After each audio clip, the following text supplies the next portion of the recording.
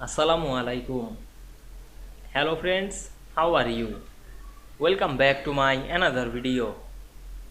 In this video, I am going to show you how to make 3D text in Microsoft Publisher 2016. Let's get started.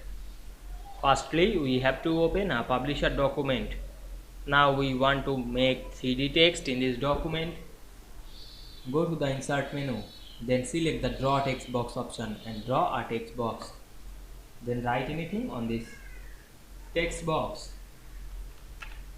Then select the text and increase the font size. Then applying the bold effect. Now we want to make this text 3D. Select the text effect drop down menu and choose the shadow and applying any shadow. Then again go back this option and select the reflection. Then click the bevel option and applying the bevel. Now click outside the text box and we can see we make 3D text this publisher document very easily. I hope you enjoyed the video. Please like, comment, share and subscribe my channel. Thanks for watching.